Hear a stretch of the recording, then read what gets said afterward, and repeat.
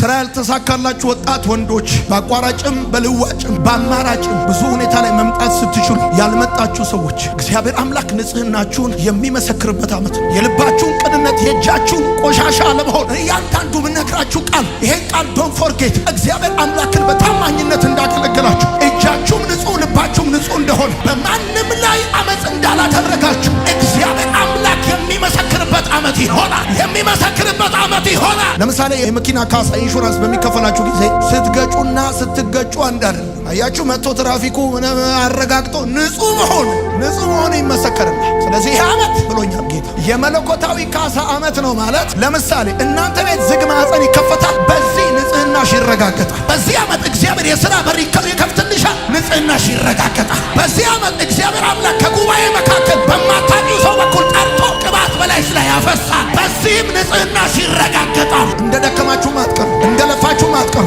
የዓመቱ መጀመሪያ ነው። ብዙ መተተኛ፣ ሟርተኛ፣ ደጋሚ አለ፣ ምቀኛ አለ፣ አንተ ላይ ይመትታል፣ አዋራ ይበትናል። እሱን እየገለበጥን ነው። ይሄ ከጳጉሜ ወር ጀምሮ ኃይሉን አድሰው እንደገና ቅጠል በጥሰው በመቃብር አፈር በዶሮ አንጀት ሲመትት የነበረ ይስማ። አምላካችሁ ይመጣል፣ ብድራታችሁን ይዞ ይመጣል። መለኮታዊ ካሳ ሲባል ምን መሰላችሁ? እግዚአብሔር እናንተን ወክሎ ሲሰራ ማለት። ስለዚህ 2018 ዓመተ ምህረታችሁ አሜን ብሎ የሚወስድ ሰው ካለ እግዚአብሔር እናንተን ወክሎ በየመስሪያ ቤቱ ቢገባበት ዓመት፣ እግዚአብሔር እናንተን ወክሎ ስራችሁን የሚሰራበት ዓመት። ሄሎ ሰው ወክላችሁ የምታውቁ ሰዎች የቱንም ያህል ብትወክሉት እንደናንተ የእናንተን ያህል አይሰራም። እግዚአብሔር ግን እናንተን ወክሎ ሲሰራ ከእናንተ በላይ ይሰራል። ከና እስክትገረሙ ድረስ ይሰራል። እግዚአብሔር ይመጣል፣ ብድራቱን ይዞ ይመጣል። ሲመጣ ለእናንተ ሊሰራ ይመጣል። እናንተን ወክሎ የሚሰራበት ዓመት ይሆናል። መልካም እረኛ መንጋውን ሲያሰማራ በለመለመ መስክ እንጂ የሚያሰማራው በደረቅ ስፍራ ያሰማራ። ስለዚህ በዚህ ዓመት ማጨድ ያለባችሁን ታጭዳላችሁ፣